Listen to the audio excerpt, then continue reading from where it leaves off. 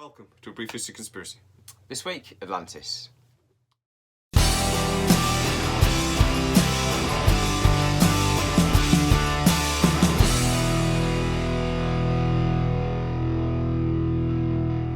you're new to our channel, please consider hitting a subscription and a like on the video. It really does help. And this week we are 9600 BC in our chronology as we go through conspiracies and mysteries through time in order. Project. So this week we really are going to concentrate on the Richat structure, or the Eye of the Sahara, as one of the possible locations for Atlantis. Yeah.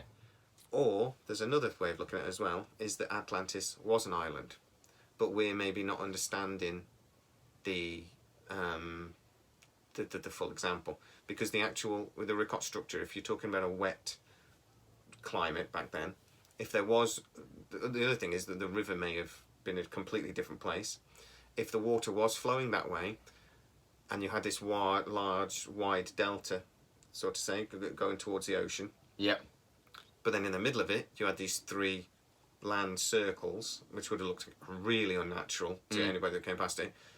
That would be an island, but it's not an island in the ocean. It's an island in a flooded region, a delta, a wetland. That does tie in, actually. I was reading something where they were saying that they do think they've now found evidence under the sand of ancient river beds and river flows from Western Africa, and they think there was possibly another sort of Nile-sized river that ran across there before the desertification. Yeah, there's lots of us happened about the Nile running from east to west, isn't there? There's lots of that. It used to flow in a completely different direction than it does now. And when we talk about the Herodotus maps, that shows the Nile flowing in a completely different direction. It's changed over. Yeah, that Herodotus map over is quite 10,000 fascinating. years. Over 10,000 years, though, the North Africa has completely changed. It's gone from a wet Greenland that was incredibly wet at times. Even more recently than that, until about 5,000 or 6,000 years ago, it was still incredibly wet. When we talk about the Sphinx, we're going to talk about that. There's a lot of rainfall because the temperate zone had moved. The climate was incredibly different, and then it turned into desert very suddenly, and it was already desert by the time Plato wrote the story. So maybe when we were talking about being lost to the sea, maybe that's a metaphor. The city was still lost. It was lost to sand, though. No, that's possible as well. That's an interesting thought to put out there. Yeah. Lost to the sea of sand. It's a potential. I mean, I just think that there is a potential to say that there are elements to Plato's story that we know are myth, or we know we're still talking about gods and things. Unless you actually believe Poseidon is real, then you have to assume that there are elements to the story that aren't history, but it may have been. Well, you can look at the Bible. There's lots of things in the Bible that are historically accurate, but they're still full of myth and wonder, because people don't necessarily understand what they're seeing or what's happening, and they try to explain what's happening with of course, a myth's form. Yeah. So maybe this is a similar sort of thing. I think that Herodotus map, though, that does give a lot of credence to Plato's story being more historical than pure myth, in the fact that it depicts Atlantis in the Mauritania region. In the right. So who was Eastern Herodotus? Africa. Herodotus, well, I think he was a generation or two before Plato, wasn't he? Yes. He was another Greek. So yeah, I think it was fair to say that he was the father of history, and a really good map maker. And yes, and we have a copy of this Herodotus map, which I think is a copy of a copy, if I remember correctly. Quite possibly. But it shows a place called Atlantis in the west region of Africa. So yeah, this Herodotus map also shows, like I say, the river Nile going in a different area, which is also interesting. And it seems to be the first time we see this word Atlantis. Maybe that's where Plato got it from. Quite possibly.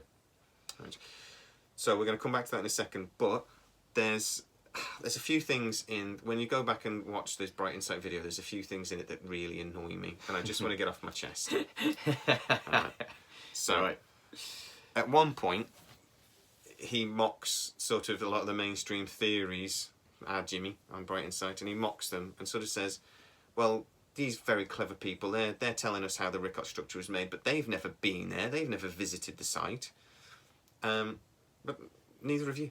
So he's not been there either. We haven't been there either. That doesn't change the fact that a geologist can look at a structure and look at the evidence and give you his opinion how that structure was formed. He knows a damn sight more about rocks than we do. Yeah. So no, I go. Yeah.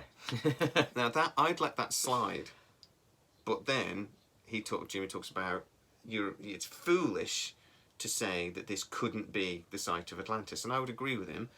This site needs exploration. Further exploration. We definitely. should be doing real archaeology in this site. I think so. Yeah. And I would definitely say that. Which is strange that there's so little going on archaeologically in that area. I think politically it's not the most stable area, and it's really far away from everything. Yeah, who wants to go and spend a week living out in the middle of the Sahara? Well, you'd be talking about months. For a start. Yeah, I know. But you know what I'm trying to say. No one wants to go live in a desert. So I suppose it's the obvious reasons why no one's really doing it. It'd just be really expensive, I think, probably. Yeah. We need a bit more evidence before mainstream science goes, yeah, we need to spend millions of pounds to go and research this area. But like I said, I'd have let the foolish to dismiss it thing slide if he hadn't have then, in his third video, basically said, it's definitive now, this is proof, it's proved, this is Atlantis. You can't mock scientists and say, you've not been there, so how do you know? And then in your third video say, well, it's proved now, isn't it? Because it's not. This is really interesting, and I think this is, for me, this is the number one site that we should be looking at for the potential site of an ancient civilization. I agree. It's the number one theory for where this city could have existed.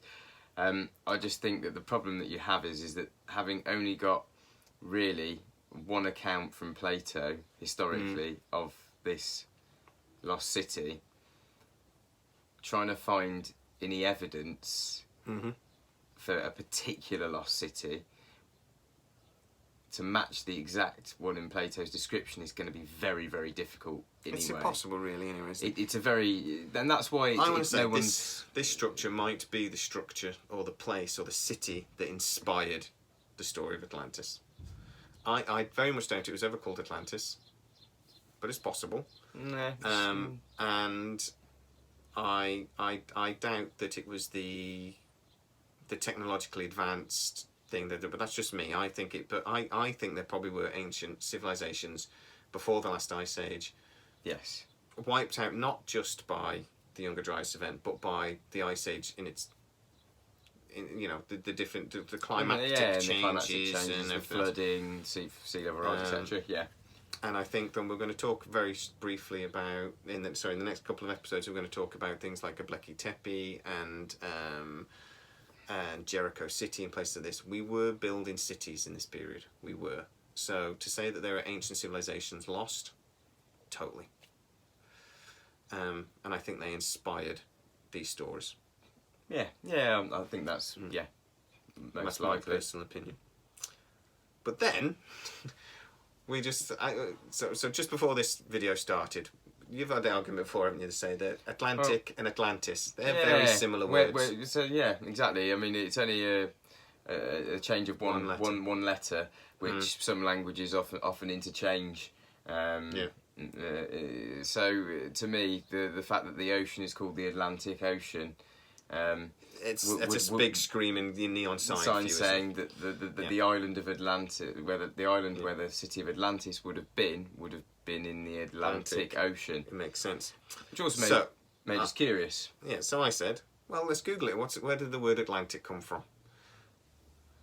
And actually, to be fair, I got quite excited. It blew my mind a little bit. We might even have to come back to this when I've actually had a couple of days to think about it. But basically, this goes back to Herodotus. Yes. So the first time we came up with this thing of calling it the Atlantic Ocean, the first evidence we have of that is Herodotus' map calling it the Atlantic. And in ancient Greek, Atlantic means? Island of Atlas. Which is just mind. Which ties into everything we've been talking about. The two different kings, Atlas, the mountain regions, the king of Mauritania, the first king. Atlas, who was the first king of the city of Atlantis in Plato's. For me, this is writing. just enormous. It's just like that we're talking about the mountains of Atlas being just north of the thing, and then the Atlantic Ocean.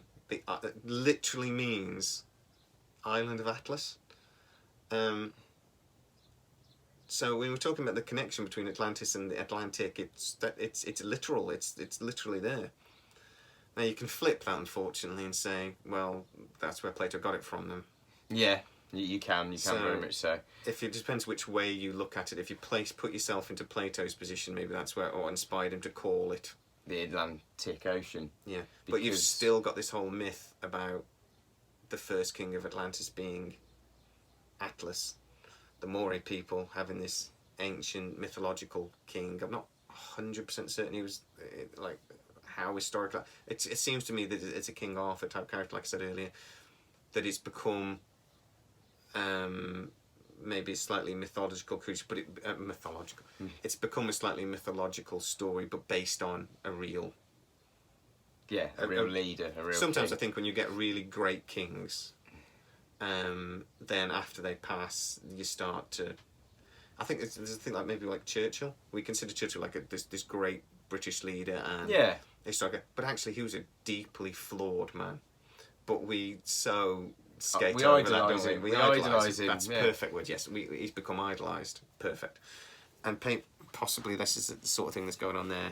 King Arthur, I think, is a similar thing. He's probably this great king. We've idolised him since he passed, and then a mythology grows. But goes to show how probably good a leader they were in their time, and they were remembered in that way that they were then idolised. Yeah, which is amazing. Probably shows that they weren't too greedy, were fair to the people. The people don't tend to be like being downtrodden by their leaders for too long. No, not when they're wankers. So I've actually said in these videos I'm going to try and stop swearing as much. I just realised in the last 2 minutes I've sworn like 4 times. But never mind. Never mind, yeah. So yeah, that's some food for thought, isn't it? With the meaning of words. Means and island of Atlas, mate. That's just I just can't believe that. That's actually one of those things you just think I just can't. I'm actually struggling to get my head around it. I figured it was. I figured it had to be linked somehow. I had it in my head, and I just hadn't actually looked up the origin of the name until very recently. Phenomenal. Right, so that's our review, and for me, I think the Rickard structure, like I've said, it needs reviewing. I think if there was this ancient city of Atlantis sort of thing, this is the prime candidate for me. It certainly requires more thorough investigation into this. And it's an amazing, unique structure. We should be investigating and sort of like looking at it anyway. It is, even if it's not this thing, it's an amazing, it's a unique structure in the world. We should be looking at it. And but what a place. Go back and have a look at Bright Insights videos as well, because we need to get him more views. He's got like 6 million views on this video. Right then, and next week we'll be exploring the other possibilities, although possibly not as not as credible as this one in terms of the evidence. I think what we're going to be doing is touching on lots and lots of different theories. I think for the next one, it's just, but we're going to just touch on them because there's several. So okay. I mean, and it goes on, and so we'll whip through them, talk about that there are other possibilities, but we'll a lot of the other possibilities just involve sunken cities, and ones that we found particularly off the coast, areas that perhaps wouldn't have been underwater prior to the last ice age, and I think they are prime areas to look, given that the city sunk into the sea. So I think it just shows actually that we might have. I think that basically the next episode is really going to be trying to show that even if these areas aren't Atlantis, this great city of myth that we're looking for, it shows that what we spoke about in the Younger Dryas series about how people live on the coast. Yep.